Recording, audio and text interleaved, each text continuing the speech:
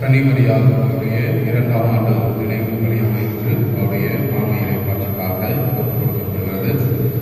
பவுல், இயேசு, மரிய கேத்ரின் இவர்கள் குடும்பத்திற்கு இறைவன் செய்த அனைத்து நன்மைகளுக்கு நன்றியாகும். மேலும் மகள் செலஸ்டினாவிற்கு திருமண நன்றியாக விழுந்ததற்காகவும் குடும்பத்தில் கடவுளோடு ஒன்றிணைந்து அன்பிலும் சமாதானத்தில் வாழவும் உடல் சுகம் வேண்டியும் மார்க்ரெட் மேரி மரித்த 8ஆம் ஆண்டு நினைவு நாளாக இன்று அவருடைய ஆண்மையிலை காற்றுக்காகவும் மெச்சில்டா குடும்பத்தில் இறந்து வர 5 ஆன்மாக்களை இலை காற்றுக்காக கிறிஸ்தவத்தை சார்ந்த கீதா மேரி இவர்கள் குடும்பத்திற்கு இறைவன் செய்த அனைத்து நன்மைகளுக்கு நன்றியாகவும் குடும்பத்தின் சமாதானத்திற்காக உடல் நலத்திற்காக நினைத்த காரியங்கள் நிறைவேறிடவும் குடும்பத்தில் மறைத்த மிக்கேல் அந்தோனி ஆன்மா இலை காற்றுக்காக வியாபாரம் குடும்பத்திற்கு இறைவன் இதுவரை செய்த அனைத்து நன்மைகளுக்கு நன்றியாகவும் குடும்பத்தில் உள்ள அனைவரின் உடல்நல சுகத்திற்காகவும் குடும்பத்தில் ஒற்றுமை, அமைதி, சமாதானம் எனவும் நினைத்த காரியங்கள் அனைத்தும் நிறைவேறிடவும் இடப்பத்திரம் வேலை சுமூகமாகவும்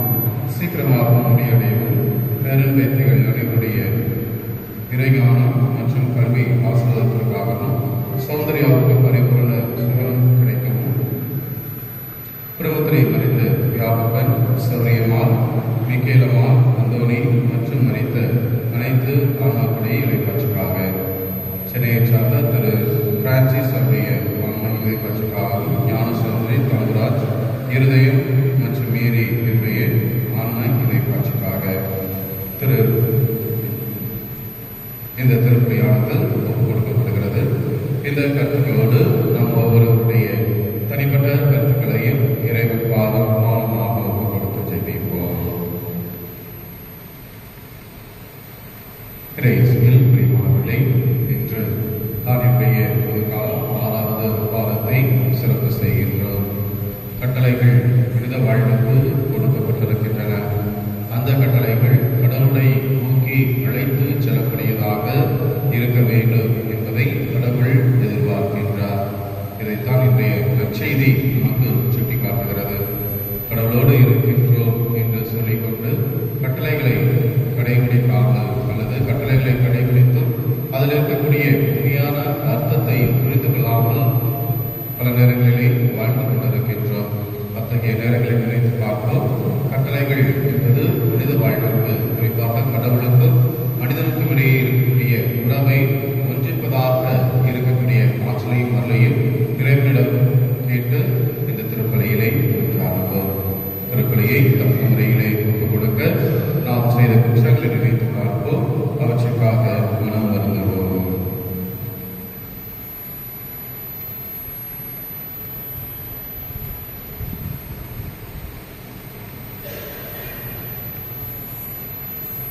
அன்புமிக்க சகோதர சகோதரிகளே, நமது திருமணக்கு நினைவாக நம் மீது கலைக்கப்படும் தமது படைப்பாகி தண்ணீரை புனிதப்படுத்தி அருளுமாறு நம் கடவுளாகிய ஆண்டவரை கெஞ்சி மன்றாடுவோமாக.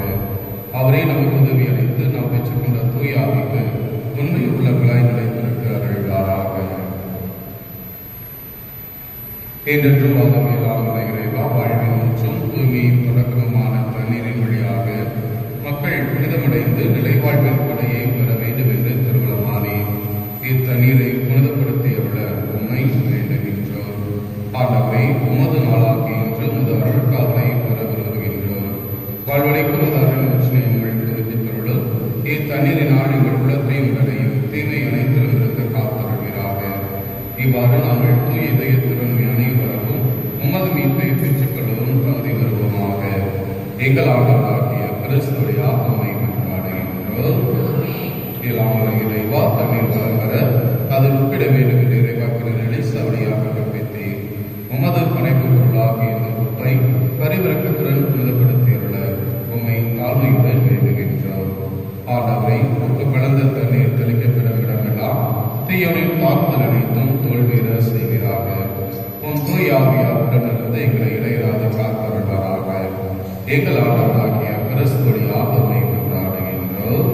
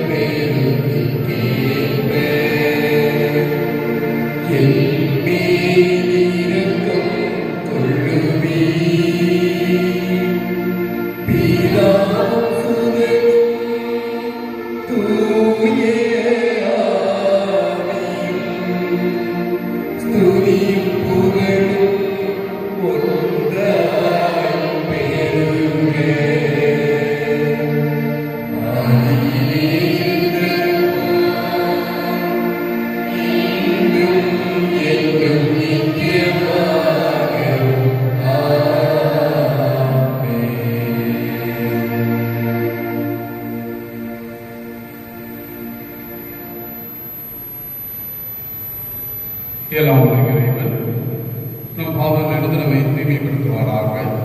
இந்த நக்கரை கொண்டாட்டத்தின் வழியாக அவர் தன்னுடைய ஆட்சியிலிருந்து கொண்டு கொள்ள நம்மை தகுதி பெற செய்வாராக.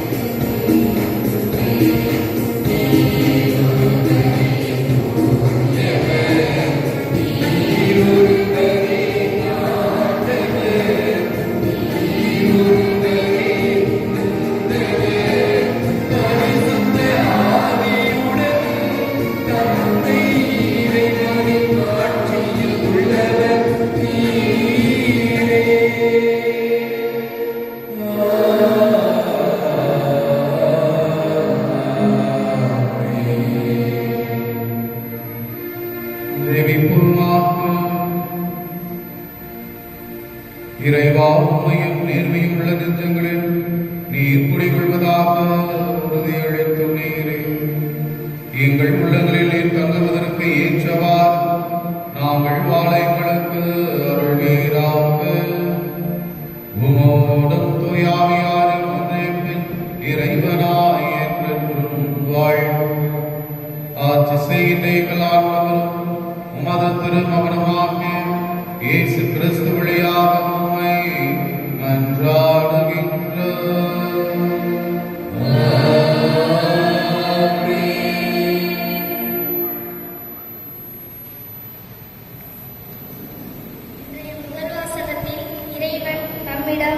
நீரையும் நெருப்பையும் வாழ்வையும் சாவையும் வைத்துள்ளார். அதிலே நமக்கு விருப்பமானதை தேர்ந்தெடுக்கும் சுதந்திரத்தையும் நம்மிடமே கொடுத்துள்ளார். நமக்கு பகுத்தறியும் திறன் கொடுத்த இறைவன் அவருக்கு உகந்ததையே தீர்மானிக்க அழைப்பு விடுக்கும் இவ்வாசகத்திற்கு கவனமுடன் செவி கொடுப்போம்.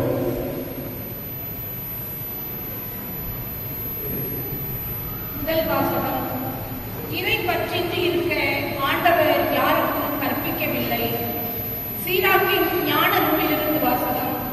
அதிகாரம் 15, இறை வார்த்தைகள் 15 தொடங்கி 20 வரை. நீ விரும்பினால் கட்டளைகளை கடைப்பிடி. பற்றுறுதியுடன் நடப்பது உனது விருப்பத்தை பொறுத்தது. உனக்கு முன் நீரையும் நெருப்பையும் அவர் வைத்துள்ளார். உன் கையை நீட்டி உனக்கு விருப்பமானதை எடுத்துக்கொள். மனிதர் முன் வாழ்வும் சாவும் வைக்கப்பட்டுள்ளன. எதை அவர்கள் விரும்புகிறார்களோ அதுவே அவர்களுக்கு கொடுக்கப்படும். ஆண்டவரின் ஞானம் பெரிது. அவர் ஆற்றல் மிக்கவர். அனைத்தையும் அவர் காண்கிறார். ஆண்டவருக்கு அஞ்சி நடப்போர் மீது அவரது பார்வை இருக்கும். மனிதரின் செயல்கள் அனைத்தையும் அவர் அறிவார். இறை பற்றின்றி இருக்க யாருக்கும் ஆண்டவர் கட்டளையிட்டதில்லை. பாவம் செய்ய எவருக்கும் அவர் அனுமதி கொடுத்ததும் இல்லை.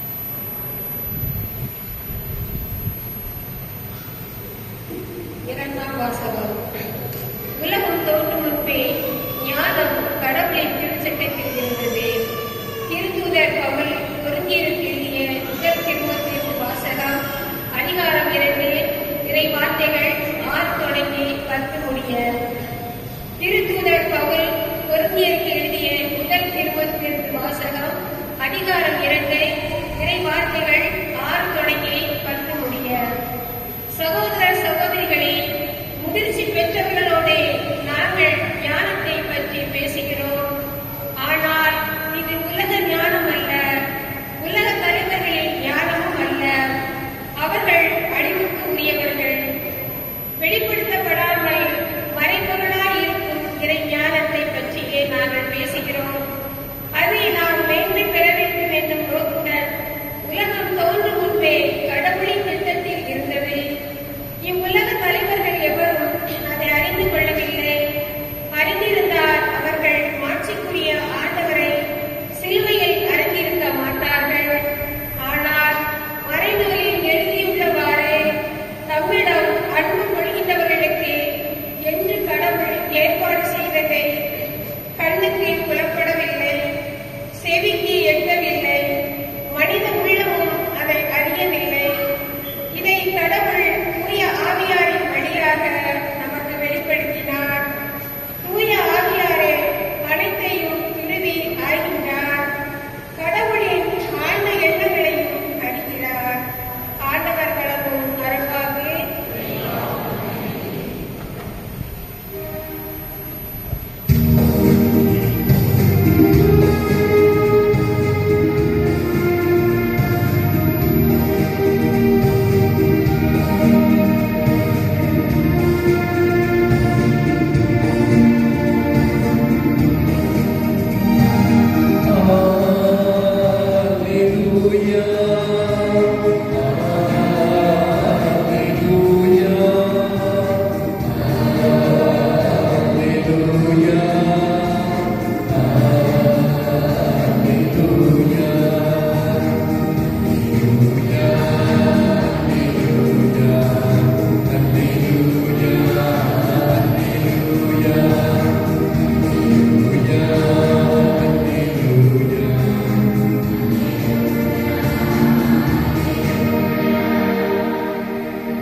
தந்தையே, விண்ணுக்கும் மண்ணுக்கும் ஆண்டவரே உம்மை போற்றுகிறேன்.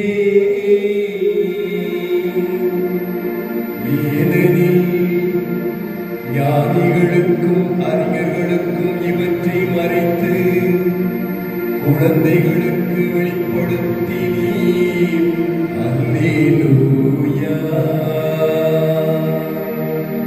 அல்லேலூயா.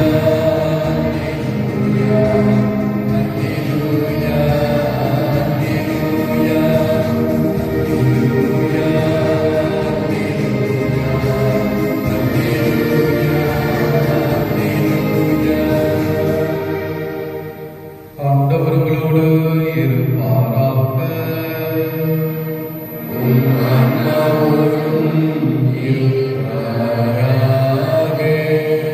மத்தேயு எழுதிய தூய நற்செய்தியிலிருந்து வாசகம். ஆண்டவரே, ஆட்சி உமக்கே.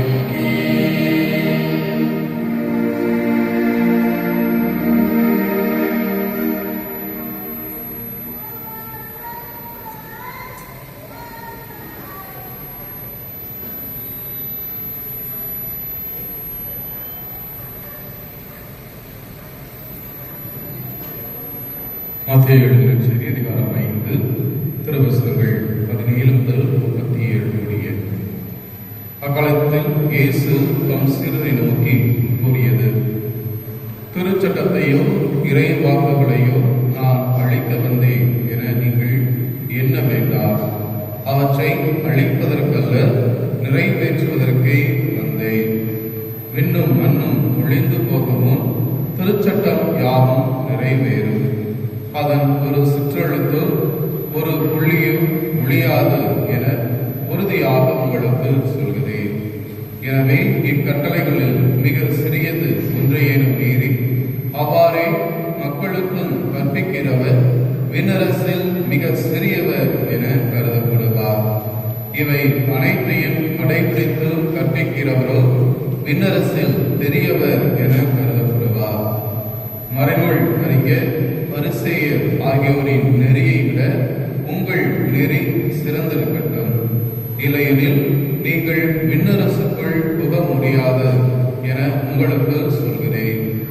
கொலை செய்யாதே, கொலை செய்கிறவர் எவரும் தண்டனை தீர்ப்புக்கு ஆளாவர் என்று முற்காலத்தவருக்கு கூறப்பட்டிருப்பதை கேள்விப்பட்டிருக்கிறீர்கள். ஆனால் நான் உங்களுக்கு சொல்கிறேன், தம் சகோதரர் சகோதரிகளிடம் சினம் கொள்கிறவர் தண்டனை தீர்ப்புக்கு ஆளாவர்.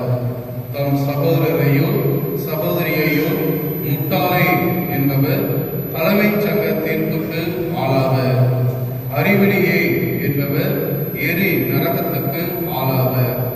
ஆகையால் நீங்கள் உங்கள் காணிக்கையை பீடத்தில் செலுத்த வரும் பொழுது உங்கள் சகோதரர் சகோதரிகள் எவருக்கும் உங்கள் மேல் ஏதோ மனத்தாங்கள் உண்டன அங்கே நினைவுற்றால் அங்கேயே பலிபீடத்தின் முன் உங்கள் காணிக்கையை வைத்துவிட்டு போய் முதலில் அவரிடம் நல்லுறவு ஏற்படுத்திக் கொள்ளுங்கள். பின்பு வந்து உங்கள் காணிக்கையை செலுத்துங்கள். உங்கள் எதிரி உங்களை நீதிமன்றத்திற்கு கூட்டிச் செல்லும் போது வழியிலேயே அவருடன் விரைவாக உடன்பாடு செய்து கொள்ளுங்கள். இல்லையே உங்கள் எதிரி நடுவரிடம் உங்களை ஒப்படைப்பார். நடுவர் காவலரிடம் ஒப்படைக்க நீங்கள் சிறையில் அடைக்கப்படுவீர்கள். கடைசி காசு வரை திருப்பி செலுத்தாமல் அங்கிருந்து வெளியேற மாட்டீர்கள் என உறுதியாக உங்களுக்கு சொல்கிறேன். விபச்சாரம் செய்யாதே என கூறப்பட்டிருப்பதை நீங்கள் கேள்விப்பட்டிருக்கிறீர்கள். ஆனால் நான் உங்களுக்கு சொல்கிறேன், ஒரு பெண்ணை இச்சையுடன் நோக்கும் எவரும் தம் உள்ளத்தில் ஏற்கனவே அப்பெண்ணோடு விபச்சாரம் செய்தாயிற்று. உங்கள் வலக்கண் உங்களை பாவத்தில் விழச் செய்தால் அதை பிடுங்கி எரிந்து விடுங்கள். உங்கள் உடல் முழுவதும் நரகத்தில் எரியப்படுவதை விட உங்கள் பொறுப்புகளில் ஒன்றை நீங்கள் இழப்பதே நல்லது. உங்கள் வலக்கை உங்களை பாவத்தில் விழச் செய்தால் அதையும் உங்களிடமிருந்து வெட்டி எரிந்து விடுங்கள். உங்கள் உடல் முழுவதும் நரகத்திற்கு செல்வதை விட உங்கள் பொறுப்புகளில் ஒன்றை நீங்கள் இழப்பதே நல்லது. தன் மனைவியை விலக்கி விடுகிறவர் எவனும் மனவிலக்கு சான்றிதழை கொடுக்கட்டும் என கூறப்பட்டிருக்கிறது. ஆனால் நான் உங்களுக்கு சொல்கிறேன், எவரும் தம் மனைவியை கரத்தமைக்காக அன்றி வேறு எந்த காரணத்திற்காகவும் விலக்கிவிடக்கூடாது. அப்படி செய்வோர் எவரும் அவரை விபச்சாரத்தில் ஈடுபடச் செய்கின்றனர். விலக்கப்பட்டோரை மனப்போரும் விபச்சாரம் செய்கின்றனர். மேலும் பொய்யானை இடாதீர், ஆணையிட்டு நேர்ந்ததை ஆண்டவருக்கு செலுத்துவே என்று முற்காலத்தவருக்கு கூறப்பட்டிருப்பதை கேள்விப்பட்டிருக்கிறீர்கள். ஆனால் நான் உங்களுக்கு சொல்கிறேன், ஆணையிடவே வேண்டாம். விண்ணுலகின் மேல் ஆணையிட வேண்டாம், ஏனெனில் அது கடவுளின் அரியணை. மண்ணுலகின் மேலும் வேண்டாம், ஏனெனில் அது அவரின் ஆழ்மனை. எருசலேம் மேலும் வேண்டாம், ஏனெனில் அது பேரரசின் நகரம். உங்கள் தலைமுடி மேலும் ஆணையிட வேண்டாம், ஏனெனில் உங்கள் தலைமுடி ஒன்றையேனும் வெள்ளையாக்கவோ கருப்பாக்கவோ உங்களால் இயலாது. ஆகவே நீங்கள் பேசும்போது ஆம் என்றால் ஆம் எனவும் இல்லை என்றால் இல்லை எனவும் சொல்லுங்கள். இதைவிட மிகுதியாக சொல்வது எதுவும் தீயோனிடத்திலிருந்து வருகிறது. ஆண்டவரின் அருள்வாக்கு. கிறிஸ்துவே உமக்கு புகழ்.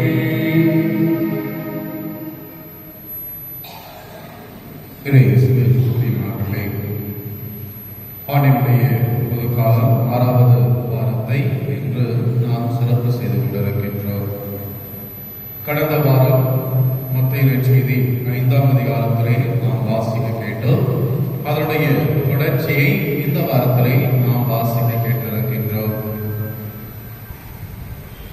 மத்தேயு நற்செய்தியிலே வரக்கூடிய 5, 6, 7, 8 இந்த 4 அதிகாரங்களும் மழை பொழிவு அதிகாரங்கள் என்று சொல்லப்படுகிறது.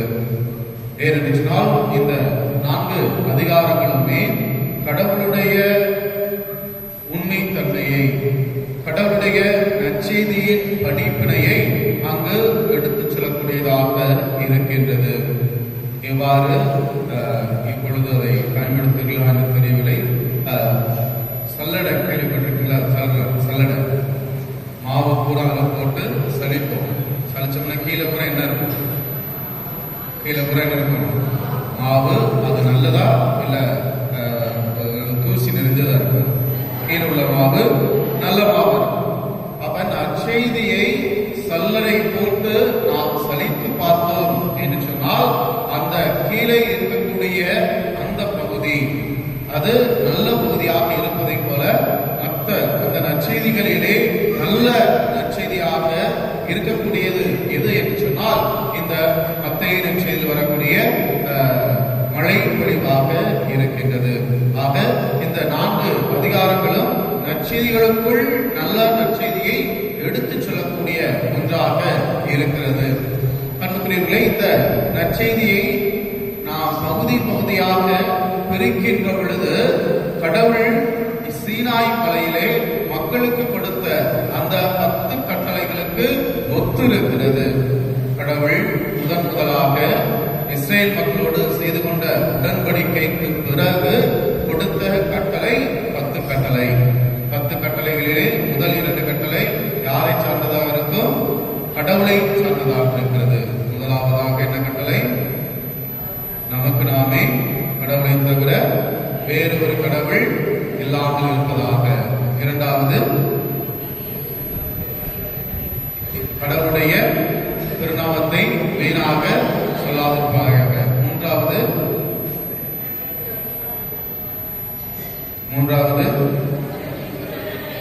கடவுளுடைய மகனாகிய இயேசு கிறிஸ்துவை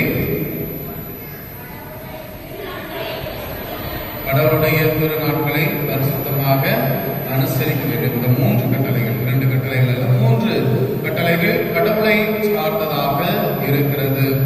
காரணம் என்ன என்று சொன்னால் உடன்படிக்கையினுடைய உட்கூறுகள் சொல்லியிருக்கிறேன். உடன்படிக்கையினுடைய உட்கூறுகள் சாராம்சம். கட்டளைகள்னா 10 கட்டளைகள். அதே போல உடன்படிக்கைனா 2 அம்சம் மிக முக்கியமான சொல்லியிருக்கிறேன். என்னது? உறவு. கடவுளோடு முதலிலே கடவுளோடு கடவுளுக்கும் மனிதனுக்கும் இடையே இருக்கக்கூடிய உறவு. இரண்டாவதாக மனிதனுக்கும் சக மனிதனுக்கும் இருக்கக்கூடிய உறவு. இதுதான் உடன்படிக்கை. அதனாலதான் நீங்க யூதருடைய கலாச்சாரத்துல பார்த்தீங்க அப்படின்னா அந்த டீ அப்படிங்கிறது அதிகமா இருக்கும். அந்த டீ முதல்ல அதுக்கு இடத்துல போடுவாங்க. அந்த கோடு மேலிருந்து கீழ், கடவுளோடு மனிதனுக்கு அடுத்து சமக்கோடு கீழே வரும். அது மனிதனுக்கும் மனிதனுக்கும் இடையே. அதுதான் உடன்படிக்கை. கடவுள் மனிதனோடு இஸ்ரேல் மக்களோடு செய்து கொண்ட உடன்படிக்கையினுடைய சாராம்சம். ஆக முதலிலே கடவுள் மனிதனோடு செய்து கொண்ட உடன்படிக்கை. அந்த உடன்படிக்கையிலே நீங்கள் கடைபிடிக்க வேண்டியது முதலாவது, கடவுளோடு நீங்கள் கடவுளுடைய ஒரே கடவுள் யாவை இறைவனை மட்டும் நீங்கள் நம்புவது. இரண்டாவதாக கடவுளுடைய திருப்பெயரை வீணாக சொல்லாமல் இருப்பது. மூன்றாவது கடவுளுடைய நாட்களை அனுசரிப்பது. எனவேதான் இந்த 3ஐயும் நாம் சற்று யோசித்து சிந்தித்து பார்த்தோம் என்று சொன்னால் கடவுள் நமக்கு ஒருவர், இயேசு கிறிஸ்து. அவர் ஒருவரை தவிர வேறு கடவுள் இருக்கக்கூடாது. எனவேதான் மற்ற சபைகளுக்கோ அல்லது மற்ற மதத்திற்கோ நாம் சென்று வழிபடக்கூடாது என்று சொல்வதற்கு முதல் காரணம். இரண்டாவதாக கடவுளுடைய பெயரை வீணாக சொல்லாதிருப்பாயாக. இன்றைய நற்செய்தியிலே நாம் வாசிக்க கேட்டோம். நற்செய்தியுடைய கடைசி பகுதி இயேசு கிறிஸ்து சொல்கிறார், கடவுள் மீது நீங்கள் ஆணையிட வேண்டாம். விண்ணுலகின் மீது ஆணையிட வேண்டாம். காரணம், அது கடவுளுடைய அரியணையாக இருக்கிறது. அதே போன்று மண்ணுலகின் மீது நீங்கள் ஆணையிட வேண்டாம். காரணம், கடவுளுடைய எதிரே கால்முனை என்று சொல்லப்படுகிறது. ஆனால் அது கடவுளுடைய படைப்பாக இருக்கிறது. இதை தாண்டி வேறு என்ன இருக்கிறது? எருசலேம் ஆலயம். எருசலேம் ஆலயம் என்பது பேரரசுடைய நகரமாக இருக்கிறது. எனவே அதன் மீது இந்த மூன்று மீது நீங்கள் ஆணையிடுவதற்கு நீங்கள் இந்த மூன்று கடவுளுடைய படைப்பு, அதை தாண்டி எருசலேம், இந்த மூன்று நிகழ்வுகளை, இந்த மூன்று கருவிகளை தவிர நீங்கள் பெரியவர்கள் அல்ல என்பதை அது சுட்டி காட்டுகிறது. எனவே இவற்றின் மீது நீங்கள் ஆணையிட வேண்டாம். ஏனென்று சொன்னால் இதை சொல்கின்ற பொழுது கடவுளுடைய பெயரை வீணாக சொல்லக்கூடிய ஒரு நிலை. எனவேதான் அதை சுட்டி காட்டுகிறது. மூன்றாவதாக பார்க்கின்ற பொழுது கடவுளுடைய திருநாட்களை அனுசரிக்க வேண்டும். எனவேதான் ஒவ்வொரு ஞாயிற்றுக்கிழமையும் நாம் கட்டாயமாக திருப்பலியிலே பங்கெடுக்க வேண்டும் என்று நமக்கு சுட்டிக்காட்டுவதற்கு காரணம் இது 10 கட்டளைகளில் ஒன்றாக இருக்கிறது. எனவேதான் இது கடன் திருநாட்கள் மற்றும் ஞாயிறு. கடன் திருநாட்கள் மொத்தம் எத்தனை இருக்குது? கடன் திருநாட்கள் மொத்தம் எத்தனை? கடன் திருநாட்கள் மொத்தம் எத்தனை? திருச்சபை நமக்கு சொல்லக்கூடிய கடன் திருநாட்கள் மொத்தம் 3. என்னது? மாதா விண்ணகத்திற்கு எடுத்துக் கொள்ளப்பட்டது ஆகஸ்ட் 15ஆம் தேதி. 2வது கடன் திருநாட்கள் என்னன்னு தெரியலன்னா அதை கடைபிடிப்போம். 2வது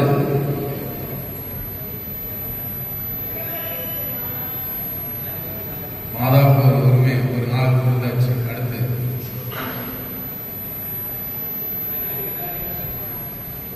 2வது கிறிஸ்து பிறப்பு விழா, கிறிஸ்துமஸ்ல கட்டாயமாக இருக்க வேண்டும்.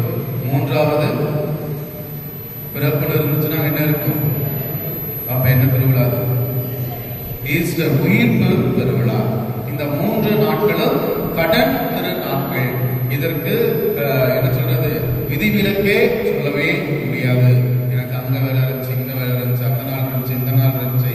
இந்த 3க்கும் விதிவிலக்கே கிடையாது. எனவே இந்த 3 நாட்களும் கடன் திரு நாட்கள். நீங்க யோசித்து பாருங்க, போன வருஷம் இந்த 3 நாட்களை நான் கடைபிடித்திருக்கிறேனா? காரணம் கடவுளுடைய அந்த 10 கட்டளைகள் வரக்கூடிய ஒன்று கடவுளுடைய திருநாட்களை அனுசரிக்க வேண்டும். அதோடு இணைந்து ஞாயிறு திருப்பலி கடன் திருநாட்களில் ஒன்று. எனவேதான் எப்படியாவது ஞாயிற்றுக்கிழமையிலே திருப்பலிகளை பங்கெடுக்க வேண்டும் என்று சொல்லி திரு அவையானது நமக்கு அறிவுறுத்துகிறது. ஆக இந்த 10 கட்டளைகளில் முதல் 3 கட்டளைகள் கடவுளுக்கு உரியதாக இருக்கிறது. அதற்கு அடுத்தபடியாக இருக்கக்கூடிய 7 கட்டளைகளும் மனிதனுக்கும் கடவுளுக்கும், அதாவது மனிதனுக்கும் கடவுளுக்கும் இருக்கக்கூடிய உறவு முதல் 3, மனிதனுக்கும் சக மனிதனுக்கும் இடையே இருக்கக்கூடிய அந்த உறவை அது பலப்படுத்துவதற்காக கொடுக்கப்படக்கூடிய ஒன்றாக இருக்கிறது. அன்புக்குரியவர்களே, அந்த மீதி இருக்கக்கூடிய 7 கட்டளைகளையும் நாம் கடைபிடிக்கின்ற பொழுது அல்லது கடைபிடிக்காமல் இருக்கின்ற பொழுது அதனால் நீங்கள் மட்டும் பாதிக்கப்படுவது அல்ல, மாறாக சக மனிதர்களும் பாதிக்கப்படுகிறார்கள். உதாரணமாக அந்த 7 கட்டளைகள்ல மிக சின்ன கட்டளை என்ன சொல்லுங்க, அது பாதிப்பு வெளியே தெரியாது. மிக சின்ன கட்டளை என்னது? பொய் சொல்லாதிருப்பாயாக. நான் இங்க பொய் சொல்றதுனால அது யாரும் பாதிக்குமா? யாரையாவது பாதிக்குமா? இல்ல வெளியில யாருக்கும் தெரியுமா? கொலை செஞ்சோம்னா தெரிஞ்சிடும். திருடணும்னா அந்த பொருள் வரி கொடுத்தவரு சொல்லிடுவாரு. பொய் சொன்னா தெரியுமா? தெரியாது. ஆனால் அதனுடைய பாதிப்பு என்பது மிக அதிகமாக இருக்கும். எனவேதான் இயேசு கிறிஸ்து அதை தெளிவாக சுட்டி காட்டுகிறார். பல இடங்களை பார்த்தீங்கன்னா பொய் சொல்லாதிருப்பாயாக என்று நமக்கு சுட்டி காட்டப்படுகிறது. காரணம் அது பார்ப்பதற்கு மிக சிறிதாக இருக்கும், ஆனால் அதனுடைய விளைவு என்பது மிக அதிகமான ஒன்றாக இருக்கும். அது வெளியில் தெரியாத ஒன்றாக இருக்கும். ஆனால் கட்டளையை கடைபிடிக்க வேண்டும். அன்புக்குரியவர்களே, இயேசு மீது சுமத்தப்பட்ட குற்றங்கள் பல உண்டு. அதுல ஒரு குற்றச்சாட்டு என்ன என்று சொன்னால், இவன் மோசேயினுடைய சட்டங்களை மீறுகிறார். ஏனென்று சொன்னால் முதல் கட்டளை கொடுக்கப்பட்ட பிறகு, இந்த 10 கட்டளைகள் கொடுக்கப்பட்ட பிறகு இஸ்ரேல் மக்கள் தங்கள் வாழ்வில் அந்த கட்டளைகளை கடைபிடித்து வருகிறார்கள். கடைபிடித்து வருகின்ற பொழுது அந்த கால சூழ்நிலைக்கு ஏற்ப பல்வேறு கட்டளைகள், அதாவது சட்டங்கள் புதிதாக பிறக்கிறது. கடவுள் கொடுத்தது மொத்தம் 10 கட்டளைகள் தான்.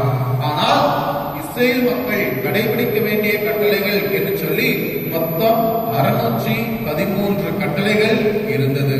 நீங்க லேவியர் புத்தகமும் இணை சட்டம் அந்த 2 புத்தகத்தை எடுத்து படிச்சு பார்த்தீங்கன்னா தெரியும். அதுல இருக்கக்கூடிய சட்டங்கள் என்ன என்ன, அடிமைகள் அப்படின்னா என்ன என்ன சட்டங்கள், திருவிழா என்று சொன்னால் என்ன என்ன சட்டங்கள், பாஸ்கா விழா என்று சொன்னால் என்ன என்ன சட்டங்கள், வெளியே போயிட்டு வீட்டுக்குள்ள வரோம் அப்படின்னா என்ன என்ன சட்டங்கள், எருசலேம் ஆலயத்துக்குள்ள காணிக்கையா கொடுக்கணும்னா என்ன என்ன சட்டங்கள், இப்படி சொல்லி சட்டங்களுக்கு மேல் சட்டங்களை, கட்டளைகளை கொடுத்து மக்களை ஒரு விதமான துன்பத்திற்கு ஆளாக்கி வந்தார்கள். எனவேதான் கடவுள் இவற்றை எதிர்த்தார். இயேசு கிறிஸ்து அவற்றை எதிர்க்கின்ற பொழுது அவர்கள் சொன்ன வார்த்தை, நீங்கள் மோசேயுடைய கட்டளைகளை மீறுகிறீர்கள். அப்படி என்று சொன்னால் அவர் யூத மதத்திற்கு எதிராக இருக்கிறார் என்ற ஒரு பிம்பத்தை அவர்கள் இயேசு மீது சுமத்தினார்கள். எனவேதான் இதை தெளிவுபடுத்தி ஆக வேண்டும். எதற்காக நான் சொல்கிறேன் என்பதை நான் தெளிவுபடுத்தவில்லை என்று சொன்னால் அது உங்களால் பல நேரங்களிலே தவறாக புரிந்து கொள்ளக்கூடிய ஒரு சூழ்நிலை வரும். உதாரணமாக ஞாயிற்றுக்கிழமை பூசா அப்படின்னாலே காலையில வச்சா நல்லா இருக்குமா, சாயந்தரம் வச்சா நல்லா இருக்குமா? காலையில வச்சாதான் நல்லா இருக்கும். ஆனா இன்னைக்கு நம்ம ஊர்ல திருவிழா இருக்கு, திருவிழா கொண்டாடுறோம். 10 நாட்கள் 9 நாள் திருவிழா கொண்டாடுறோம். அப்ப திருவிழா கொண்டாடுற நேரத்துல பூசை காலையில வைக்கிறோமா, சாயந்தரம் வைக்கிறோம்? சாயந்தரம் வைக்கிறோம். அதுக்கு ஒரு காரணம் இருக்கிறது. நான் என்ன சொல்றேன், அதெல்லாம் வேண்டாம். சாயந்தரங்கிறது இப்ப என்ன சொல்றது, எனக்கு ரொம்ப கஷ்டமா இருக்குது, அது மக்கள் எல்லாம் வீட்டுக்கு திரும்பி போக கஷ்டமா இருக்கிறதுனால வேண்டாம், காலையிலே வச்சு முடிச்சிருந்தோம்னா நல்லா இருக்குமா, நல்லா இருக்காது? நல்லா இருக்காது. என்னன்னு சொன்னா அதற்கு என்று சொல்லி ஒரு நிகழ்வு இருக்கிறது, அந்த நிகழ்வோட மையப்படுத்தி இருக்கிறது. எனவே அது தொடர்ச்சியாக வருகின்ற பொழுது அதனுடைய பலன் அல்லது அதனுடைய விளைவு என்பது வேறு விதமாக மகிழ்ச்சியாக இருக்கும். ஆனால் இதை கட்டாயப்படுத்துகின்ற பொழுது அதனுடைய பலன் அல்லது அதனுடைய விளைவு என்பது நன்றாக இருக்காது. அப்ப இயேசு கிறிஸ்து என்ன சொல்றாரு, நீ கொலை செய்யாதே என்று சொல்கிறாய், ஆனால் இத்தகைய காரியங்களை செய்து கொண்டிருக்கின்றாய். நீ விபச்சாரம் செய்யாதே என்று சொல்கிறாய், ஆனால் மற்றவர்களை காயப்படுத்திக் கொண்டிருக்கிறாய். ஆக அதை இயேசு கிறிஸ்து தெளிவுபடுத்த விரும்பினார். எவ்வாறு காலை திருப்பலியை மாலை திருப்பலியாக கொண்டாடுவதற்கு இந்த காரணம் இருக்கிறது என்பதை நான் தெளிவுபடுத்துகின்ற பொழுதுதான் உங்களுக்கு அதை புரியும். சரி, இன்னைக்கு திருவிழா நடக்குது, காலையில் இல்லாம சாயந்தரம் தான் நல்லா இருக்கும், அதான் பாதுகாத்திருக்கிறாங்க அப்படிங்கிற தெளிவை உங்களுக்கு கொடுக்க வேண்டும். எனவேதான் இயேசு கிறிஸ்து அந்த தெளிவை கொடுக்க முயற்சி செய்கின்ற பொழுதுதான் இன்று நற்செய்தி வாசகம் நமக்கு அதை சுட்டி காட்டுகிறது. நற்செய்தியுடைய முதல் பகுதியவே, முதல் வார்த்தையை நாம் வாசித்து பார்த்தோம் என்று சொன்னால் அதில் சொல்லப்படுகிறது, திருச்சட்டத்தையோ இறை வாக்குகளையோ நான் அழிக்க வந்தேன் என நீங்கள் எண்ண வேண்டாம், அவற்றை அழிப்பதற்கு அல்ல, மாறாக நிறைவேற்றுவதற்கு வந்திருக்கின்றேன். இயேசு கிறிஸ்து அவருடைய அந்த நிலைப்பாட்டுல தெளிவா இருக்கிறார். கடவுள் கொடுத்த அந்த நற்செய்தியை மக்களுக்கு தெரிவிக்க வேண்டும், இறைவாக்கு நிறைவேற்றப்பட வேண்டும். ஏனென்று சொன்னால் பழைய ஏற்பாட்டிலே சொல்லப்பட்டக்கூடிய அனைத்து இறைவாக்குகளுடைய நிறைவாகத்தான் இயேசு கிறிஸ்து அங்கு இருக்கின்றார். பழைய ஏற்பாட்டில் இந்த எசேயா காலத்துல சொல்லப்பட்டது, உங்களுக்கு என்று சொல்லி ஒரு ஆண் மகவு பிறப்பார், அவர் கன்னியிடம் இருந்து பிறப்பார், பிறந்து உங்களுக்கு பாவங்களிலிருந்து மீட்பார், புது வாழ்வு கொடுப்பார் என்று சொல்லி நம்பிக்கையை அங்கு கொடுக்கின்றார். அந்த நம்பிக்கை இயேசு வழியாக நிறைவு பெறுகிறது என்பதை இயேசு கிறிஸ்து அங்கு தெளிவாக தன்னுடைய வாழ்வு வழியாக, வார்த்தை வழியாக அங்கு தெளிவுபடுத்துகின்றார். ஆனால் இதை அவர்கள் சரியாக புரிந்து கொள்ளவில்லை. சட்டத்தை கடவுள் வேறு விதமாக அல்லது இன்னும் அதிகமாக ஆழமான அர்த்தத்தோடு சொல்லிக் கொடுக்கின்றார். ஆனால் மக்கள் அதை புரிந்து கொள்ளக்கூடிய நிலையில் இல்லை. காரணம் என்ன என்று சொன்னால், நாங்கள் தான் பெரியவர்கள், நாங்கள் தான் அதிகாரத்தில் உள்ளவர்கள், நீ படிக்காதவர், ஒரு கச்ச, நீ எப்படி மக்களுக்கு கற்றுக் கொடுக்க முடியும் என்ற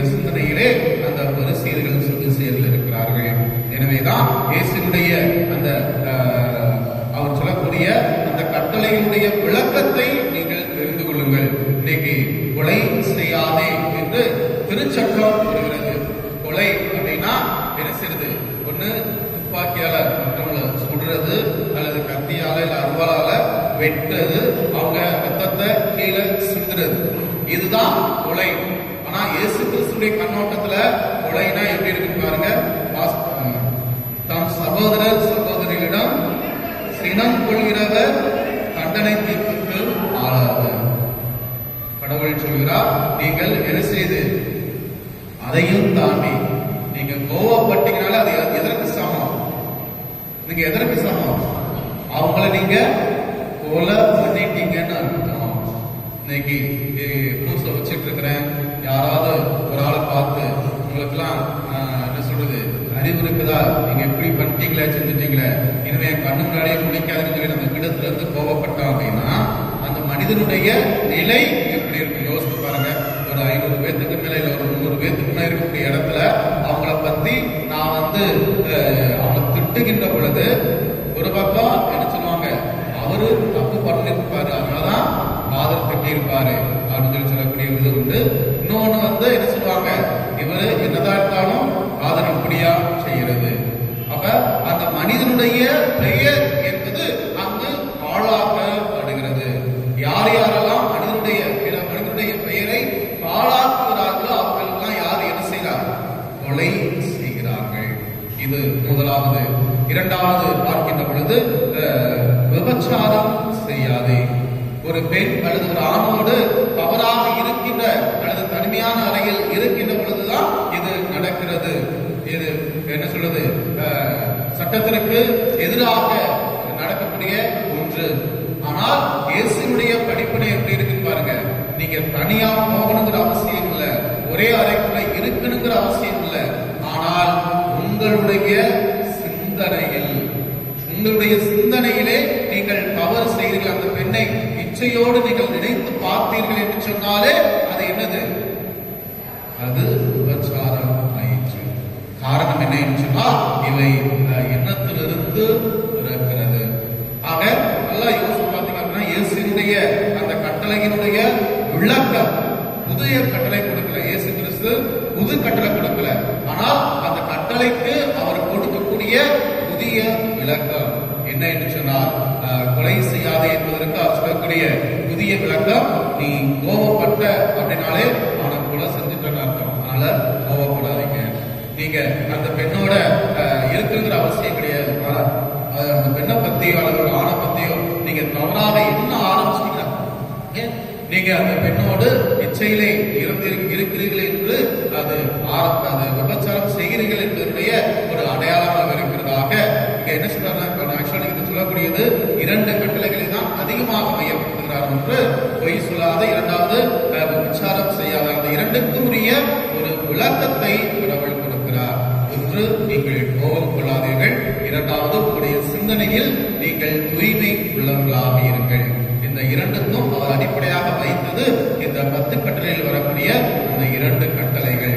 அவர் 10 கட்டளைகளை பற்றி இங்க விளக்கி சொல்லவில்லை, மாறாக அந்த மனிதனோடு இருக்கக்கூடிய அந்த உறவை பற்றி தான் அங்கு தெளிவுபடுத்துகிறார். அன்புக்குரியவர்களை, இதை அந்த பரிசேயர்களும் சதுசேயர்களும் சரியாக புரிந்து கொள்ளவில்லை.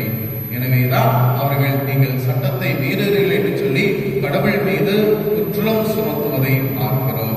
குற்றம் சுமத்துவதே ஒரு என்ன சொல்வது என்று சொன்னால் இவர்கள் செய்வது சரி அல்லது தவறு என்று தீர்ப்பிடுவதே அது தவறான ஒன்றாக இருக்கிறது என்பதை இயேசு கிறிஸ்து சுட்டி காட்டுகிறார். எனவே அன்புக்குரியவர்களே, நாம் சிந்தித்து பார்ப்போம். நாம் பல நேரங்களில் சொல்வது உண்டு, இது அந்த காலத்துல கொடுக்கப்பட்ட சட்டம், எப்பொழுதுள்ள காலத்துக்கெல்லாம் இது சரி வராது அல்ல. மாறாக அந்த சட்டம் இருக்கிறது, ஆனால் அந்த சட்டத்தை இந்த காலத்தில் எவ்வாறு கடைபிடிப்பது, அதைத்தான் இயேசு கிறிஸ்து நமக்கு சுட்டி காட்டுகிறார். எனவே அன்புக்குரியவர்களே, சிந்தித்து பார்ப்போம். கடவுளுடைய கட்டளைகளை நான் எந்த அளவிற்கு கடைபிடிக்க முயற்சி செய்கின்றேன். இதெல்லாம் அப்படிப்பட்ட அந்த காலத்துக்கு சரி, இந்த காலத்துக்கு சரி வராது என்ற செயல்கள் அல்லது என் சிந்தனைகளை பல நேரங்களிலே நாம் சொல்லி இருக்கிறோம் அல்லது சொல்ல கேள்விப்பட்டிருக்கின்றோம். அன்புக்குரியவர்களே, சட்டங்கள் என்பது மனித வாழ்வுக்காக கொடுக்கப்பட்டவை, அது காலத்திற்கு அப்பாற்பட்டு இருக்கக்கூடியவை. எனவே சட்டங்களை கடைபிடித்து இறைவனுடைய அன்பை நிறைவாக பெற இந்த திருப்பலியிலே கொண்டாடுவோம். ஆமென். எழுந்து நம்முடைய விசுவாசத்தை அறிக்கையிடுவோம். ஒரே கடவுளை நம்புகின்றேன். விண்ணகமும் வண்ணகமும் காண்பவை காணாதவை யாவும் படைத்த எல்லாம் வல்ல தந்தை அவரை, கடவுளின் ஒரே மகனாய் உதித்த ஒரே ஆண்டவர் இயேசு கிறிஸ்துவை நம்புகின்றேன். இவர் காலங்களுக்கெல்லாம் முன்பே தந்தையிடமிருந்து பிறந்தார். கடவுளினின்று கடவுளாக, ஒளியினின்று ஒளியாக, உண்மை கடவுளினின்று உண்மை கடவுளாக உதித்தவர். இவர் உதித்தவர் உண்டாக்கப்பட்டவர் அல்ல, தந்தையோடு ஒரே பொருளானவர். இவர் வழியாக யாவும் படைக்கப்பட்டது. மனிதர் நமக்காகவும் நம் மீட்புக்காகவும் விண்ணகமிருந்து இறங்கினார். தூய ஆவியார் கன்னிமரியாவிடம் உடலெடுத்து மனிதரானார். மேலும் நமக்காக பொந்திய பிலாத்தின் அதிகாரத்தில் சிலுவையில் அறையப்பட்டு பாடுபட்டு இறந்து அடக்கம் செய்யப்பட்டார். மறைநூல்களின்படி 3ஆம் நாள் உயிர்த்தெழுந்தார். வாழ்வோரையும் இறந்தோரையும் தீர்ப்பிட ஆட்சியுடன் மீண்டும் வர இருக்கிறார். அவரது ஆட்சிக்கு முடிவு இராது. தந்தையிடமிருந்தும் மகனிடமிருந்தும் புறப்படும் ஆண்டவரும் உயிரளிப்பவருமான தூய ஆவியாரை நம்புகின்றேன். இவர் தந்தையோடும் மகனோடும் ஒன்றாக ஆராதனையும் ஆட்சியும் பெறுகின்றார். இறைவாக்கினர்கள் வாயிலாக பேசியவர் இவரே.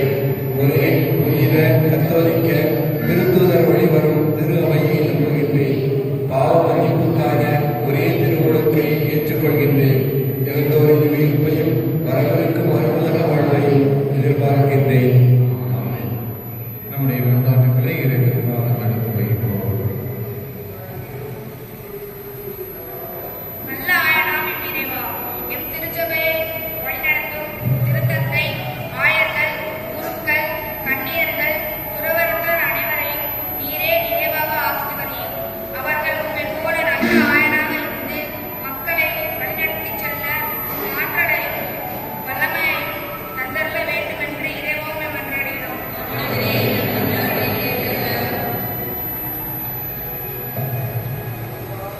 உலகின் மீட்பரே எம் இறைவா, எம் நாட்டை ஆளும் தலைவர்கள் தங்களுக்கு வாக்களித்த மக்களை ஏமாற்றாமல் பொது நல நோக்குடன் செயல்படவும், மக்களின் அன்பிரக்கம் மரியாதைக்கும் உடைய நல்ல முன்மாதிரியாக திகழ்ந்திட வரம் தர வேண்டுமென்று இறைவா உம்மை மன்றாடுகிறோம்.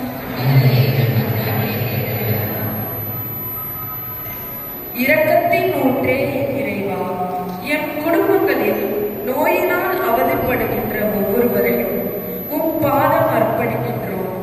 அவர்களுக்கு உடல் நலத்தையும் ஆறுதலையும் தந்து உமக்கு சாட்சிய வாழ்வு வாழ்ந்திட அருள் தர வேண்டும் என்று இறைவா உம்மை மன்றாடுகின்றோம்.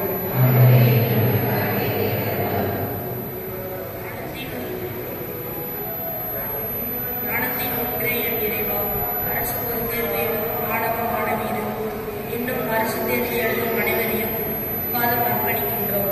அவர்களுக்கு நீரே ஞானத்தை அளித்து தேர்வில் வெற்றி பெற வரமருள் வேண்டும் என்று இறைவா உம்மை மன்றாடுகின்றோம்.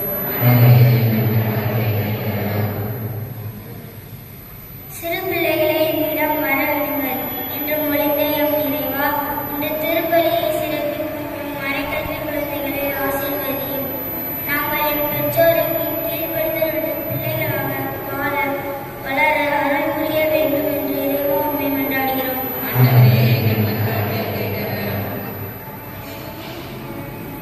நாம் ஒவ்வொருவருடைய தனிப்பட்ட விண்ணப்பங்களையும் இறைவனுக்காக எடுத்து வைக்கிறோம்.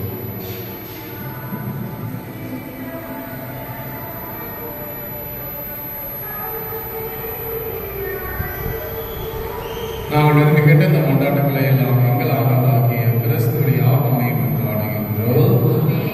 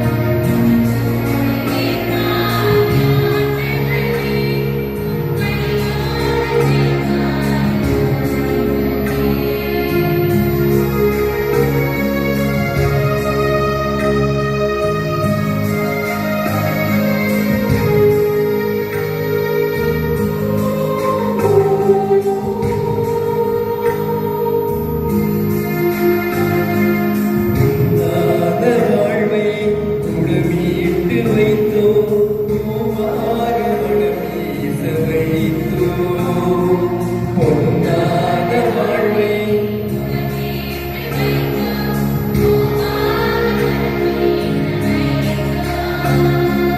புதிரான வாழ்வு எதிரானதானே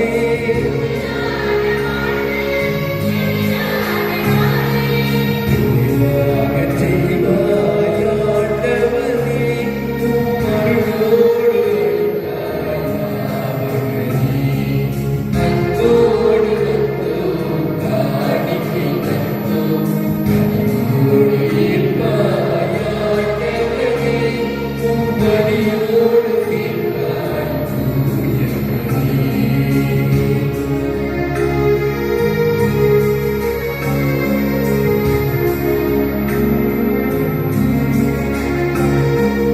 அருளாத வாழ்வு இருளாததாலே திரியாக என்னை ஏற்றி வைத்தோம்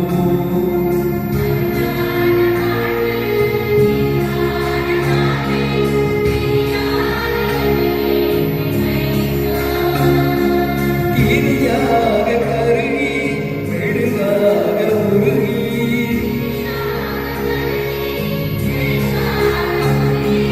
மொழியாக வைத்தோம் ஆண்டவனே புது மொழியாக மாற்றும் தூயவனே அன்போடு வந்தோம் காணிக்கை தந்தோம் கனிவோடு இருப்பாய் ஆண்டவனே உம் பலியோடு சேர்ப்பாய் தூயவனே.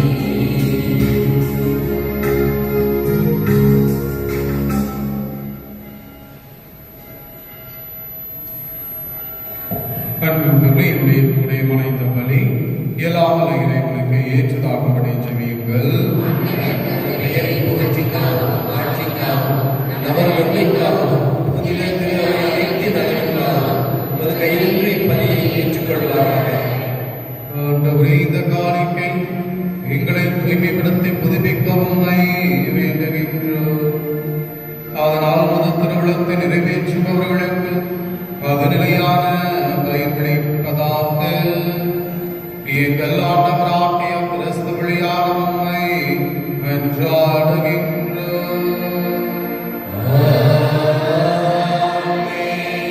ஆண்டவர் உங்களோடு இருப்பாராக.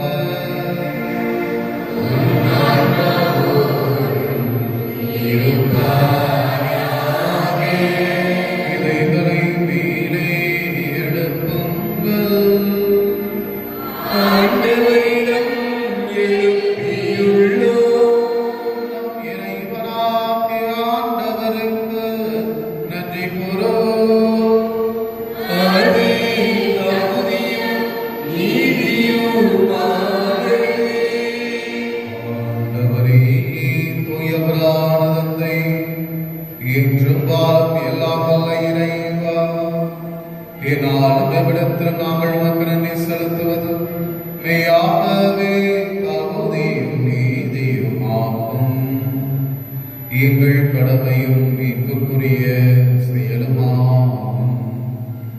ஏனெனில் எங்களுக்கு மீட்பரை அனுப்பும் அளவுக்கு உலகின் மீது பரிவன்பு கொண்டே அவர் பாவம் தவிர மற்றனைத்திலும் எங்களைப் போல இருக்க திருவுளம் கொண்டே இவ்வாறு நீர் முதல் திருமகனும் செலுத்திய அன்பை எங்கள் மீதும் செலுத்தினே.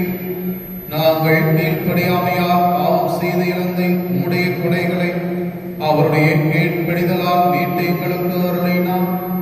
ஆகவே ஆண்டவரே, வானதூத புனிதர் அனைவரோடும் நாங்களும் சேர்ந்து உமது பெருமையை பறைசாற்றி அக்களிப்புடன் பாடுவதாவது.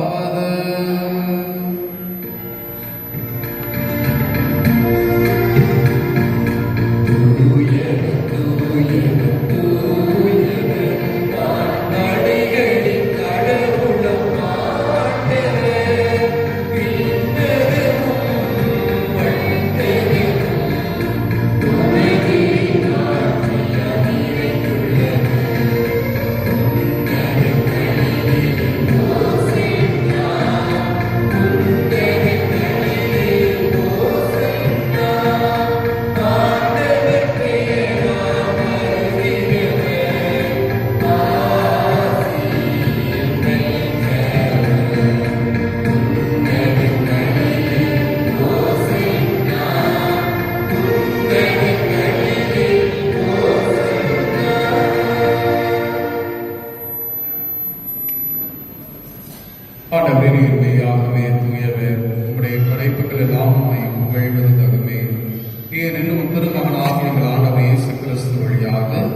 தூய் ஆவியாரின் செயலாற்றலால் அனைத்தையும் ஓய்வித்து தூய்மைப்படுத்துகின்றேன். கதிர்வன் தோன்றியும் வரையும் வரை உமது பெயருக்கு தூய காணிக்கை ஒப்புக் கொடுக்குமாறு உமக்கென மக்களை இடையராது ஒன்று சேர்த்து வருகிறேன். எனவே ஆண்டவரே, உமக்கு அர்ப்பணிக்க நாங்கள் கொண்டு வந்துள்ள காணிக்கைகளை அதே ஆவியால் தூய்மைப்படுத்த உண்மை சார்ந்தையுடன் நன்றாடுகின்றோம். இவ்வாறு உம் திருமகனாக எங்கள் ஆண்டவர் இயேசு கிறிஸ்துவின் உடலாகவும் இரத்தமாகவும் இவை எங்களுக்கு மாற்றமாக அவர் பணித்தவாறே இம்மறைப்பொருட்களை கொண்டாடுகின்றோம். ஏனெனில் அவர் காட்டிக் கொடுக்கப்பட்ட இரவில் அப்பத்தை எடுத்து நன்றி செலுத்தி ஆசி வழங்கி அதை பிட்டு தம் சீடர்களுக்கு அளித்து அவர் கூறியதாவது: அனைவரும் இதிலிருந்து பெற்று உண்ணுங்கள், ஏனெனில் இது உங்களுக்காக கையளிக்கப்படும் என் உடல்.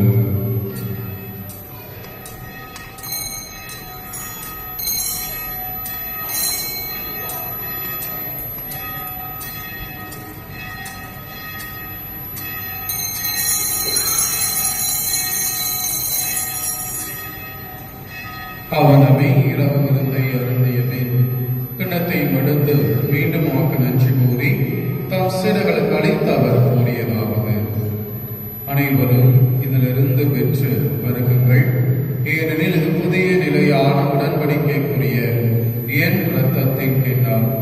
இது பாவ மன்னிப்புக்கென்று உங்களுக்காகவும் பலருக்காகவும் சிந்தப்படும். இதை என் நினைவாக செய்யுங்கள்.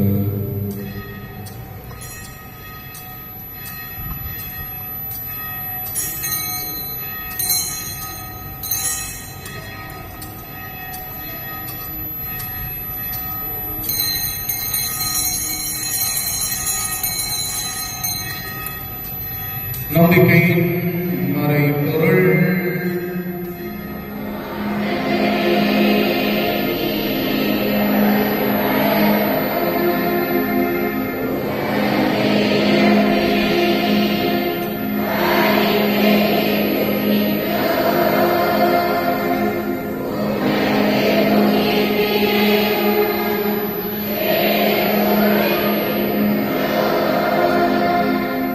ஆகவே ஆண்டவரே, உமது திருமகனின் மீட்பளிக்கும் பாடுகளையும் வியப்புக்குரிய உயிர்ப்பையும் முன்னேற்றத்தை நாங்கள் நினைவு கூறுகிறோம். இவர் மீண்டும் வருவார் என எதிர்பார்த்திருக்கும் நாங்கள் இப்புனிதமான உயிருள்ள வழியை நன்றி செலுத்தி உமக்கு ஒப்புக் கொடுக்கின்றோம். உமது திருஆவியின் காணிக்கையை கண்ணோக்கியர்களை வென்றாடுகிறோம். இவ்வழியினால் நீர் உளம் கனிய திருவிழாவானே. இவ்வாறு உடைய திருமகனின் திருவுடல் திரு இரத்தத்தால் ஊட்டம் பெறும் நாங்கள் அவருடைய தூய ஆவியால் நிரப்ப பெற்று கிறிஸ்துவுக்குள் ஒரே உடலும் ஒரே உள்ளமும் உடையவராக விளங்கச் செய்வீராக. இவரே எங்களை நோக்கி என்றும் காணிக்கையாக்குவாராக. இவ்வாறுமால் தேர்ந்து கொள்ளப்பட்டவர்களோடு முதலாக புனிதமிக்க கன்னியும் கடவுளின் தாயுமான மரியா, அவருடைய கணவரான புனித யோசேப்பு, புனித திருத்தூதர்கள், மாட்சிமிகு மறை சாட்சியர் மற்ற புனிதர்கள் அனைவரோடு நாங்கள் உரிமை பெற்றுக்கு தகுதியுடையோராகுமாக. இவர்களின் வேண்டுதலால் நாங்கள் இன்றும் உமது உதவியை பெறுவோம் என உறுதியோடு இருக்கின்றோம். ஆண்டவரே, எங்களை மூடு ஒப்புரவாக்கு மீட்பளி உலகெல்லாம் அமைதி மீட்பும் தர வேண்டும் என மன்றாடுகின்றோம். இவ்வுலகில் பயணம் செய்யும் உமது திரு அவையை சிறப்பாக முடியாராகிய எங்கள் திருத்தந்தையிலேயோ பரிபாலகர் மூச்சராஜன், ஏனைய ஆயர்கள், திருநிலையினர், உமக்கு சொந்தமான மக்கள் ஆகிய அனைவரையும் நம்பிக்கையிலும் அன்பிலும் உறுதி பெற செய்வீராக. நீர் விரும்பியபடி உமது திருமணர்கின்ற குடும்பத்தின் வேண்டுதல்களுக்கு கனிவுடன் செவிசாய்த்தருளும். கனிவுள்ள தந்தையே, எங்கும் சிதறண்டிருக்கும் உடைய பிள்ளைகளை கனிவுடன் உமோடு சேர்த்துக் கொள்ளும். இறந்து போன எங்கள் சகோதரர் சகோதரிகளையும் உமக்கு வந்தவர்களாய் வாழ்ந்து இவ்வுலகை விட்டுச் சென்ற அனைவரையும் உமது ஆட்சியில் கனிவுடன் ஏற்றருளும். நாங்களும் அங்கு வந்து சேர்ந்து அவர்களோடு உமது ஆட்சியா என்று மனநிறைவு அடைவோம் என எங்கள் ஆண்டவராகிய கிறிஸ்து வழியாக எதிர்நோக்கி இருக்கிறோம். இவர் வழியாகவே நீர் உலகிற்கு எல்லா நன்மைகளையும் வழங்குகின்றீர்.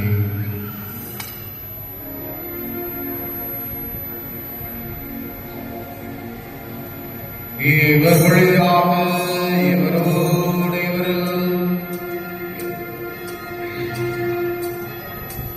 எல்லாம் உள்ள இறைவனாகிய தந்தையே, தூய ஆவியாரின் ஒன்றிப்பில் எல்லா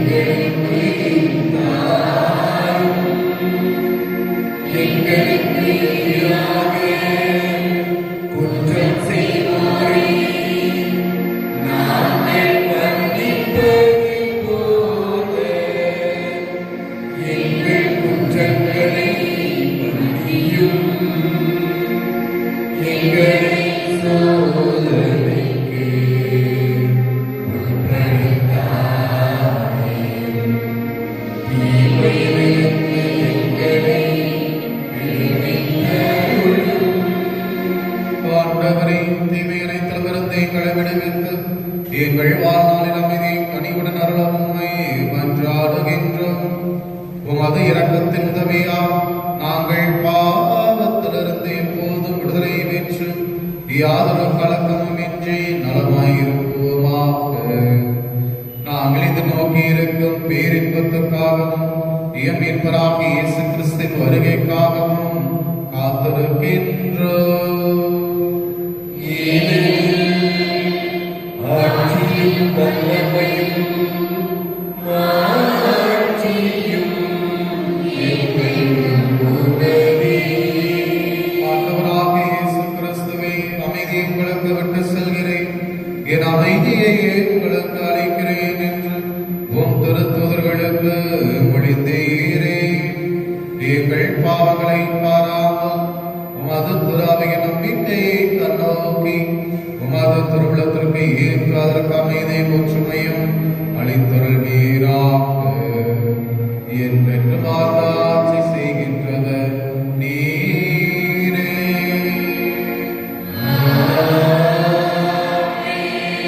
ஆண்டவருடைய அமைதி உங்கள் அனைவரோடும் இருப்பதாக.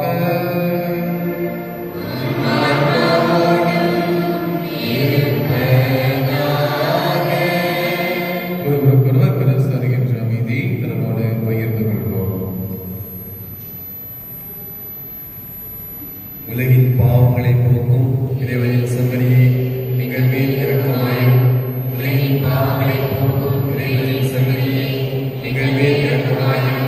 உலகின் பாவங்களை போக்கும் இறைவனின் செம்மறியே, எங்களுக்கு அமைதி அளிக்கிறது.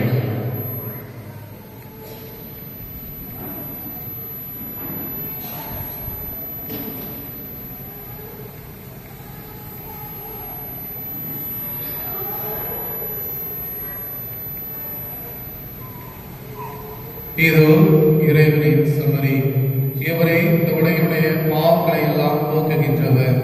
இந்த செம்மறியின் விருந்துக்கு அழைக்கப்பட்ட நாம் அனைவரும் பெயரு பெற்றோர். தேவரே, எனக்கு எழுந்ததை நான் தகுதியற்றவன், ஆனால் ஒரு வார்த்தை மட்டும் சொல்லியவர் கிறிஸ்துவின் திருவுடல் கருத்துரை காத்திருத்தி வாழ்வழிப்பதாக.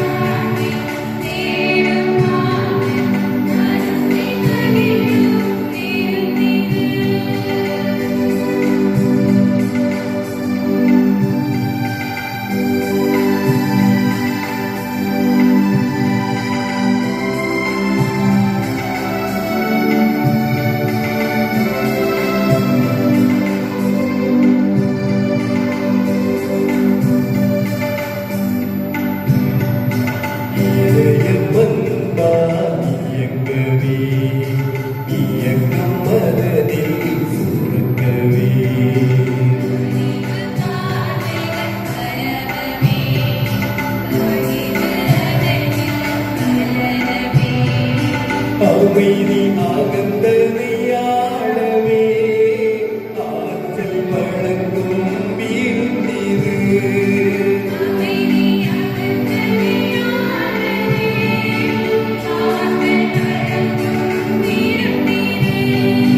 வீரத்தில் வருக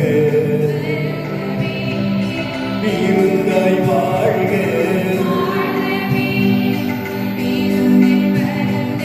வருகவே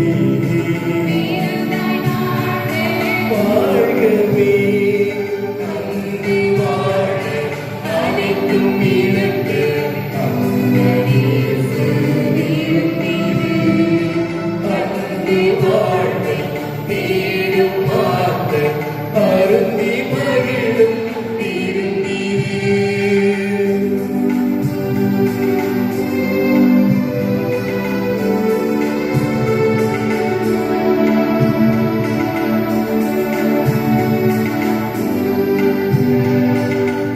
அடிமைத்தனங்கள் அகரவே அறங்கள் அகனில் சீரக்கவே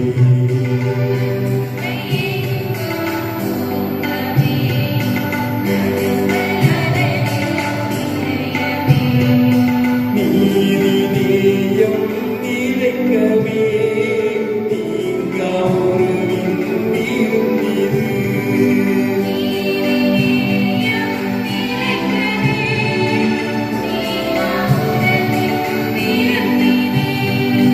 வீரத்தில் வருக வீருந்தாய் வாழ்க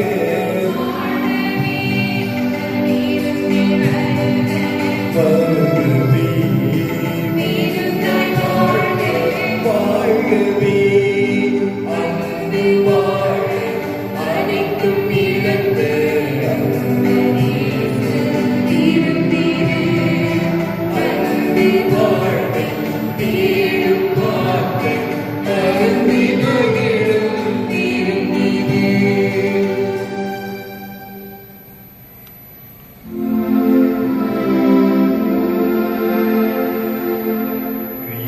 கிறிஸ்துவின் ஆத்மமே என்னை ரட்சியும்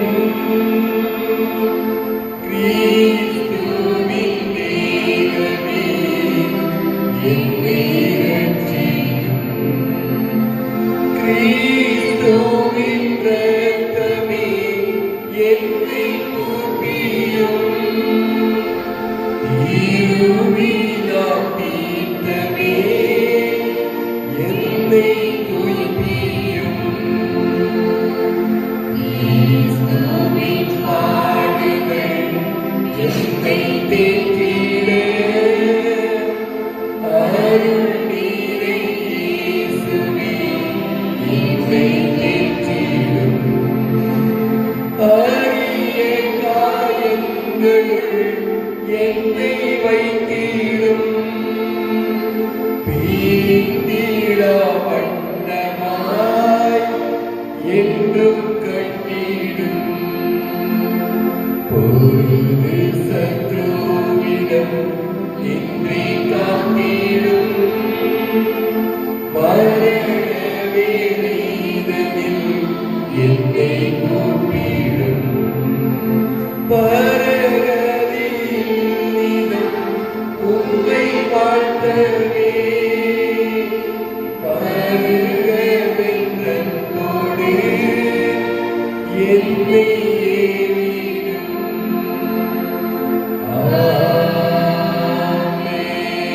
ஆமென். பிப்ரவரி மாதம் இயேசு கொடுக்கப்பட்ட மாதம் வருகின்ற ஞாயிறு தவக்காலத்தின் முதல் ஞாயிறு அன்று காலை 6:30 மணிக்கு சிந்தாமணியிலும் 8 மணிக்கு பங்காலயத்திலும் திருப்பணி நடைபெறும். இந்த வார திருப்பணி விவரங்கள்: இன்று பகல் 3 மணி விண்ணகத் தோட்டம், திங்கள் வியாழன் சனி காலை 6 மணி பங்காலயம். திங்கள் வியாழன் சனி காலை 6 மணி பங்காலயம். செவ்வாய் வெள்ளி மாலை 6:30 மணி பங்காலயம். வருகின்ற புதன் சாம்பல் புதன் அன்று காலை 6 மணிக்கு சிந்தாமணியிலும் 7 மணிக்கு பங்கு ஆலயத்திலும் திருப்பணி நடைபெறும். வருகின்ற புதன் சாம புதன் அன்று காலை 6 மணிக்கு சிந்தாமணியிலும் 7 மணிக்கு பங்கு ஆலயத்திலும் திருப்பணி நடைபெறும். வருகின்ற வெள்ளிக்கிழமை பங்கு ஆலயத்தில் சிலுவை பாதையும் அதனைத் தொடர்ந்து திருப்பலியும் நடைபெறும். வருகின்ற வெள்ளி பங்கு ஆலயத்தில் சிலுவை பாதையை வழிநடத்துபவர்கள் மத்தேயு அன்பியம் மற்றும் மரியாயின் சேனையினர். இன்று திருப்பலியை சிறப்பித்த பாலர் சபையினருக்கு பங்கு தந்தை சார்பாக நன்றி கூறுகின்றோம். அடுத்த ஞாயிறு திருப்பலியை சிறப்பிப்பவர்கள் யோவான் அன்பிய குடும்பங்கள். கடந்த ஞாயிறு திருப்பலியில் காணிக்கை வரவு ரூபாய் 4320. லூக்கான்பிய கூட்டம் இன்று மாலை 6 மணிக்கு திருவாளர் சகாயராஜ் சோனியா அவருடைய இல்லத்தில் நடைபெறும். இன்று மாலை 3 மணிக்கு புளியங்குடி சபேரியார் ஆலயத்தில் இயேசுவின் பாதத்தில் ஜெப கூட்டம் நடைபெறும். திருமலாபுரம் மலைக்கோவில் புனித லூர்து மாதா திருத்தல திருவிழா வருகின்ற வெள்ளிக்கிழமை மாலை 6:30 மணிக்கு பாளையங்கோட்டை மறை மாவட்டத்தினுடைய அப்போஸ்தலிக்க பரிபாலகர் பேரறிஞர் தந்தை டாக்டர் மோஜராஜன் அடிகளார் அவருடைய தலைமையில் திருவிழா திருக்கொடியேற்றமும் அதனைத் தொடர்ந்து திருப்பலியும் நடைபெறும். வருகின்ற சனிக்கிழமை இரவு 7 மணிக்கு அருட்தந்தை திருச்சி மறை மாவட்டத்தைச் சேர்ந்த அருட்தந்தை யூஜின் அடிகளார் அவருடைய தலைமையில் திருவிழா ஆடம்பர கூட்டு திருப்பலி நடைபெறும். வருகின்ற ஞாயிற்றுக்கிழமை அதிகாலை 5 மணிக்கு கெபியில் முதல் திருப்பலியும் காலை 8:30 மணிக்கு திருத்தலத்தில் 2வது திருப்பலியும் நடைபெறும். இந்த திருவிழா பக்தி முயற்சிகளில் பங்கு பெற்று இறையாசிக்கு செல்ல அன்புடன் அழைக்கும் அருட்தந்தை சகாய சின்னப்பன் அடிகளார் பங்கு தந்தை சேர்ந்தவரம்.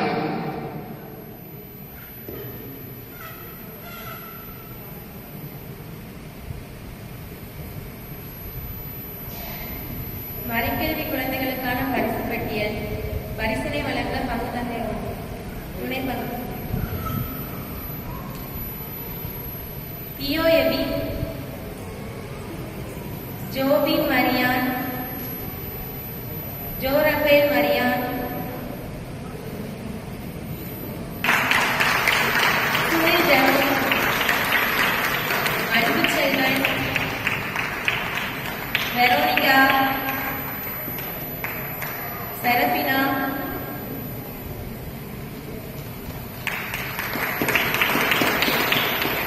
Noorin Kency, Sherin, Josie Rehana, Jasmine Sweety, Anto Pradeep, Joshua, Jasmine, Jerly, Clara, Kavin Christopher, Antonio, Monique Brian, Jonsa, Pia Sandra, Joel.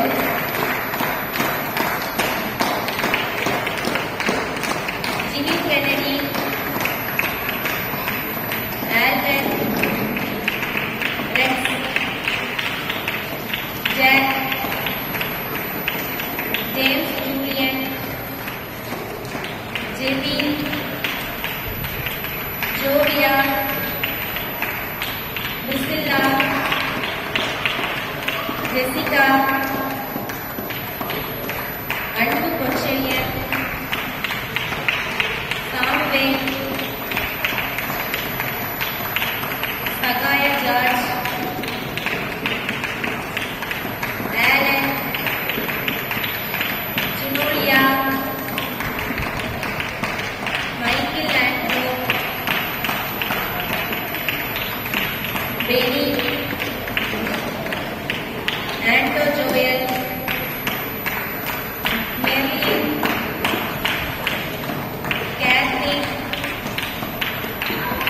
Mithun,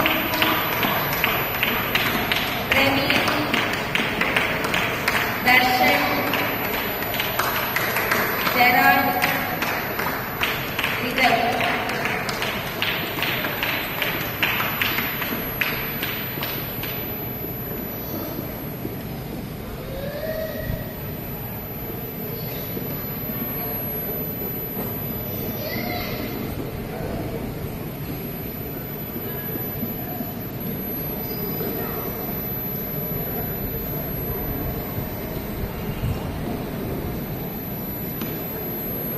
இன்று நாடினுடைய பொதுக்காலம் 6வது நாள். இந்த நாளை சிறப்பு செய்த ஆலோசனை குழந்தைகளுக்கு நம் கருத்தை எழுப்பி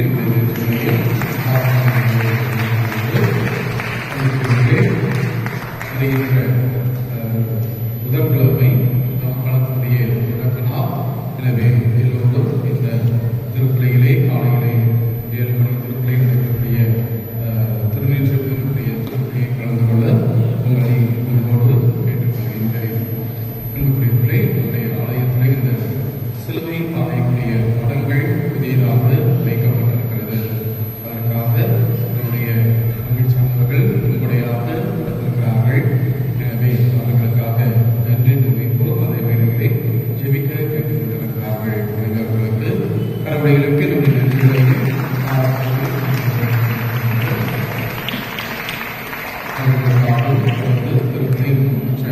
காரியங்களிலே நம்முடையவர்களுக்காக ஜெபிக்கப்படுவோம். இரண்டாவதாக, இந்த வருடம் தவக்காலத்தை சிறப்பு செய்கின்ற விதமாக ஒவ்வொரு வெள்ளிக்கிழமையும் காலை 10 மணி முதல் மதியம் 1 மணி வரை ஆலயத்திலே நற்கருணை ஆராதனை நடைபெறும். கலந்து கொள்ளக்கூடியவர்கள் கலந்து கொள்ள உங்களை உங்களோடு கேட்டுக்கொள்கின்றேன். ஒவ்வொரு வெள்ளிக்கிழமையும் காலை 10 மணி முதல் 1 மணி வரை. பொதுவாக வெள்ளிக்கிழமையிலே காலையில் உணவு அருந்தாமல் இருப்பது என்பது ஒரு கட்டளையாக இருக்கிறது. எனவே உணவு அருந்தாமல் இருந்து மதிய வரையும் இறைவனோடு ஜெபிக்க, நற்கருணை ஆண்டவருக்காக ஜெபிக்க உங்களை உங்களோடு அழைக்கின்றேன். இரண்டாவதாக, நம்முடைய நவக்கால திருப்பயணமாக நம்முடைய பங்கிலிருந்து 20ஆம் தேதி இரவு, மார்ச் மாதம் 20ஆம் தேதி இரவு மற்றும் இரவு புறப்பட்டு 21ஆம் தேதி பகல் முழுவதும் செல்ல இருக்கின்றோம். இடங்கள் புளியம்பட்டி மற்றும் தூத்துக்குடி மறைமாவட்டங்களில் இருக்கக்கூடிய திருத்தலங்களுக்கு செல்ல இருக்கின்றோம். மார்ச் மாதம் 20ஆம் தேதி இரவு புறப்பட்டு 21 இரவு நம்முடைய பங்கிற்கு திரும்புவோம். எனவே சில விருப்பமுள்ளவர்கள் ஆரோக்கியராஜ் அவரிடம் பெயரை பதிவு செய்து கொள்ள உங்களை அன்போடு கேட்டுக்கொள்கிறேன். அதற்கான பயணத் தொகை ரூபாய் 850 850. எனவே பெயரை பதிவு செய்து கொள்ள உங்களை அன்போடு கேட்டுக்கொள்கின்றேன். எழுந்து இறைவனுக்கு நன்றி செலுத்துவோம். ஜெபிப்போமாக. ஆண்டவரே, இனிய விண்ணகவரத்தால் முத்தமற்ற நாங்கள் உம்மை வேண்டுகின்றோம். ஆதலால் உண்மை வாழ்வை அளிக்கும் உணவின் மீது நாங்கள் இன்றும் ஆவல் கொள்ள செய்வீராக. எங்கள் ஆண்டவராகிய கிறிஸ்து வழியாக உம்மை மன்றாடுகின்றோம்.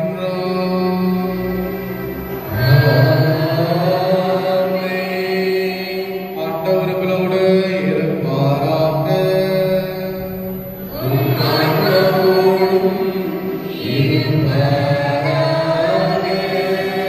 எல்லாம் வல்ல இறைவன் தந்தை, மகன், தூய ஆவி உங்களை ஆசீர்வதிப்பாராக.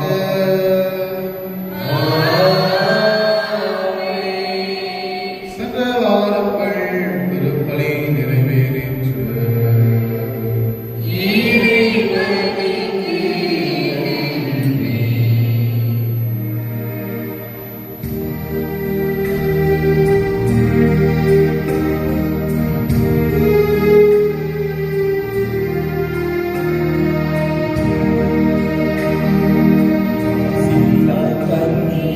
மாதாவே உன்மேல் தேசமில்லாதவர் தேசரே வாழ்க வாழ்க வாழ்க மரியே வாழ்க வாழ்க வாழ்க மரியே மாசில்லா கன்னியே மாதாவே உன்மேல் தேசமில்லாதவர் தீசரேயாவார் வாழ்க வாழ்க வாழ்க மரியே வாழ்க வாழ்க வாழ்க மரியே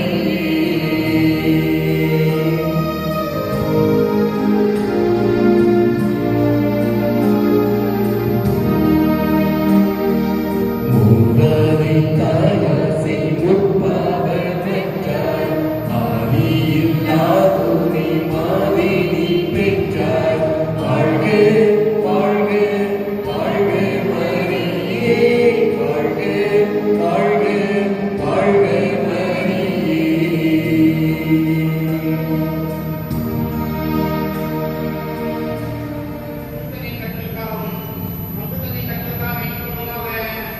விண்ணுலகில் இருக்கிற எங்கள் தந்தையே, உமது பெயர் தூயதென போற்ற பெருக, உமது ஆட்சி வருக, உமது திருவிழா பெண்களுக்கு நிறைவேறுவது போல மண்ணுலகில் நிறைவேறுக. எங்களுக்கு எதிராக குற்றம் செய்வோரை நாங்கள் மன்னிப்பது போல எங்கள் குற்றங்களை மன்னியும், எங்களை சோதனைக்கு உட்படுத்தாதையும் தீமையிலிருந்து எங்களை விடுவித்தருளும். அருள் நிறைந்த மரியே வாழ்க, ஆண்டவர் உடனே பெண்களுக்குள் ஆசி பெற்றவள் நீரே, உடைய திருவயிற்றின் கனியாகிய இயேசுவும் ஆசி பெற்றவரே.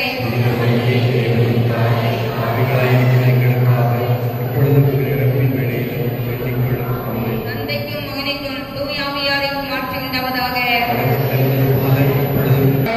புகழைக்குரிய தூய்மைமிகு கருணைக்கு எல்லா காலமும் ஆனந்தம்